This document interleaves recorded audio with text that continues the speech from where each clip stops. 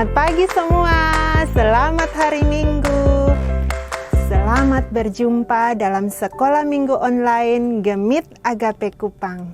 Ibu berharap anak-anak dalam keadaan sehat, penuh semangat, dan sukacita untuk beribadah hari ini. Sebelum kita mulai, Ibu berharap anak-anak dapat duduk dengan tenang, sopan, karena kita sedang beribadah kepada Tuhan Allah yang hidup, yang Maha Tahu, dan Tuhan Allah sangat senang jika anak-anak beribadah dengan sungguh-sungguh. Mari kita semua naikkan satu pujian bagi Tuhan. Kita menyanyi lagu Stop Ku Mau Katakan. Pakai gerakan ya.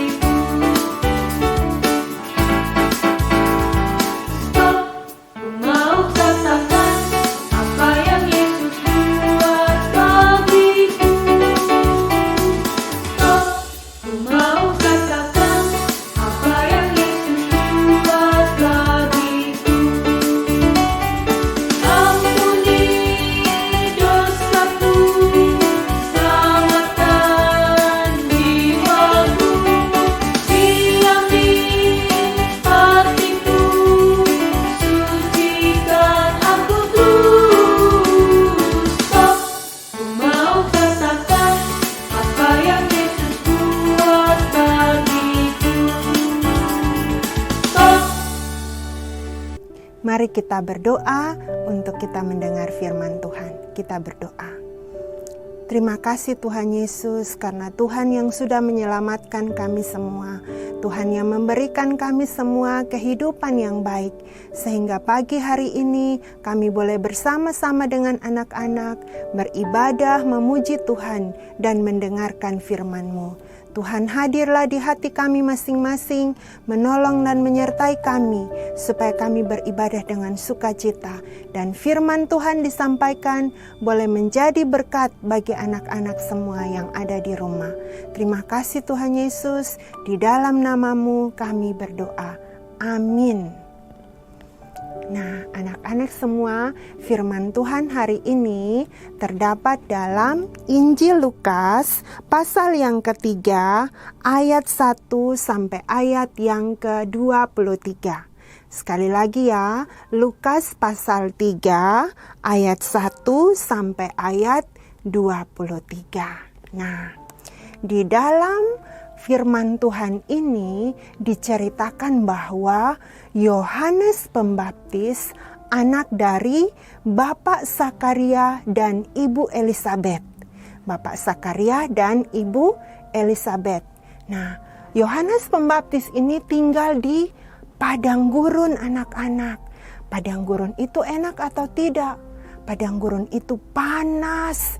Tetapi Yohanes Pembaptis tinggal di sana. Dia dipakai Tuhan dan dia bekerja, dia melayani Tuhan. Setiap hari dia berkeliling di sepanjang sungai Yordan. Dia berseru-seru, dia katakan bahwa semua orang berbuat dosa. Semua orang adalah orang berdosa dan harus bertobat. Harus bertobat ya, supaya apa? Diselamatkan. Nah, banyak orang datang. Mereka datang untuk mendengarkan Yohanes Pembaptis. Dia memakai jubah dari bulu unta. Dan dia berbicara dengan kata-kata yang sangat baik, sangat menyentuh hati. Dia bilang, bersiaplah bagi kedatangan Juru Selamat.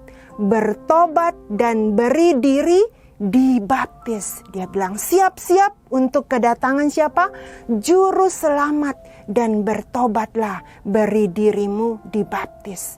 Orang-orang yang mendengar perkataan Yohanes Pembaptis itu mereka bilang, lalu apa yang harus kami lakukan Bapak Yohanes? Apa yang harus kami lakukan? Yohanes katakan kepada mereka, kalian suka egois, tidak mau menolong orang lain. Waktu kalian punya banyak makanan, kalian tidak mau berbagi kepada orang yang lapar. Kalian tidak jujur, seringkali kalian tidak jujur, suka tipu seperti para pemungut cukai. Para apa anak-anak? Pemungut cukai. Mereka suka menagih uang tidak benar, tagih lebih dari yang seharusnya dibayar. Kemudian uang itu mereka pakai untuk diri mereka sendiri. Nah, kepada prajurit bilang, apa yang harus kamu lakukan? Dia bilang, prajurit harus berhenti berbuat jahat. Jangan merampas. Cukupkanlah dirimu dengan gajimu. Dan anak-anak, orang banyak yang mendengarkan perkataan itu. Mereka merasa bahwa mereka benar-benar orang berdosa. Mereka tahu bahwa aduh kita berdosa. Mereka sekarang stop, mereka mau berhenti dan mereka mau berubah. Mereka ramai-ramai ikut Yohanes Pembaptis. Mereka turun ke Sungai Yordan. Di sana mereka semua mau dibaptiskan oleh Yohanes Pembaptis. Setelah itu mereka bertanya, siapa orang ini? Dia ini siapa? Kok kita harus dengarkan dia? Mereka tidak tahu siapa Yohanes Pembaptis. Mereka kira dia adalah Mesias. Atau ada yang bilang dia mungkin adalah Nabi Elia. Dia mungkin Nabi Elia yang hidup kembali. Tapi Yohanes Pembaptis katakan kepada mereka, saya bukan Mesias. Saya juga bukan Nabi Elia yang hidup kembali.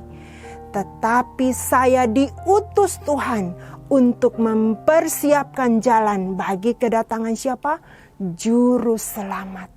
Dia akan datang kemudian, dia akan datang setelah ini. Dia sangat berkuasa dan membuka tali kasutnya saja pun saya tidak layak.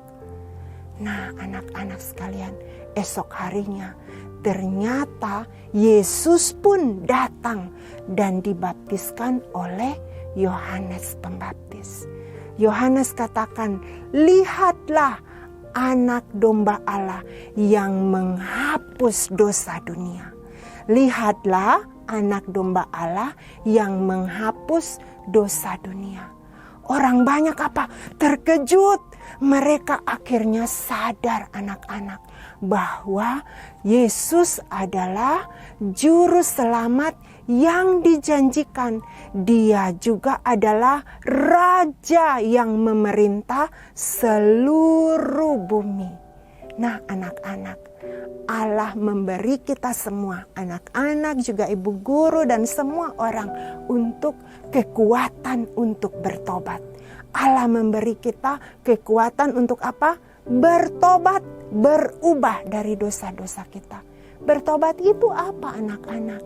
Bertobat adalah sadar bahwa kita orang berdosa. Setelah sadar kita menyesal, kita malu bahwa kita orang berdosa. Karena itu kita mau berubah. Nah, kalau orang yang bertobat itu apa? Dia benar-benar membenci dosa.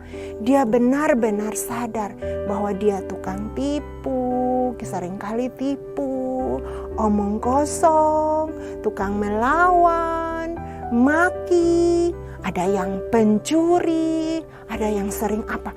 Berkelahi. Itu semua harus apa? Dibenci, harus berhenti. Karena Tuhan menolong anak-anak untuk hidup baru, hidup benar, karena Tuhan Yesus telah menjadi apa? Juru selamat kita semua. Nah, Roh Kudus itu akan mengubah hidup anak-anak, mengubah hidup kita semua menjadi apa? Menjadi baru. Sehingga kita selalu mempermuliakan nama Tuhan. Nah, anak-anak, kita akan menaikkan satu pujian untuk kemuliaan Tuhan. Kita naikkan masa depan sungguh ada. Hati-hati, jaga diri, jaga hati terhadap dosa, karena Tuhan memberikan masa depan yang baik bagi anak-anak yang mau bertobat.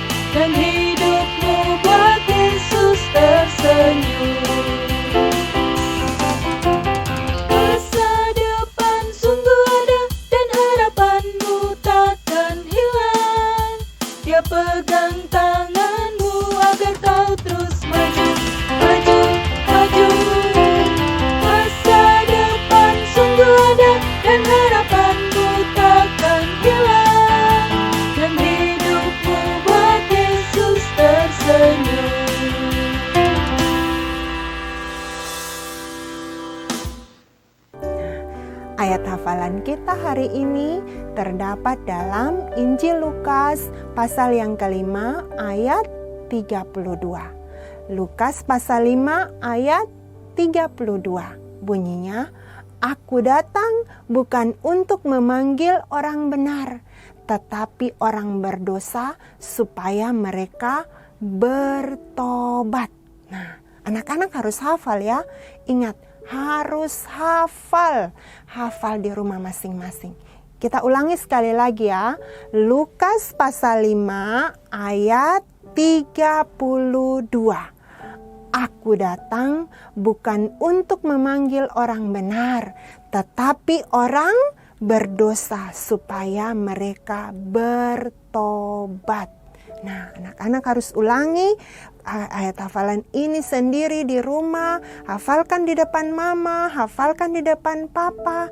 Katakan bahwa Tuhan Yesus mau panggil anak-anak yang berdosa supaya anak-anak bertobat, punya kehidupan yang baru.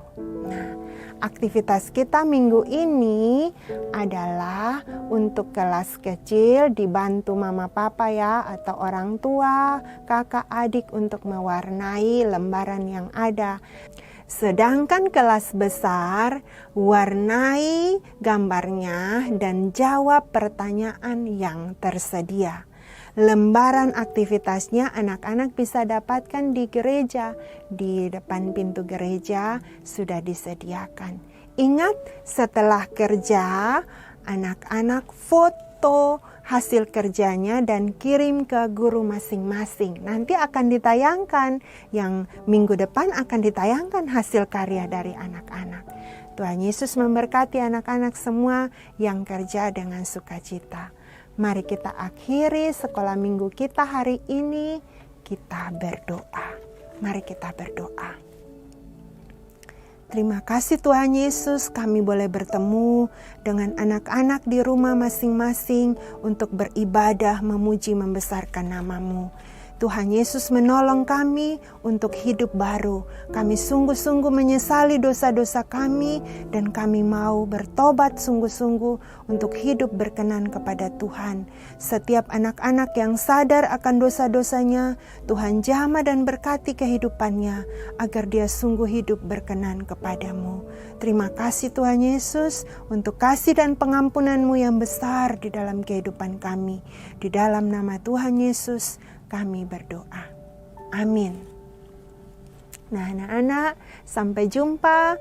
Jangan lupa tetap ikut sekolah minggu online. Sekalipun di rumah masing-masing, Tuhan Yesus akan menolong anak-anak untuk beribadah dengan penuh sukacita. Shalom.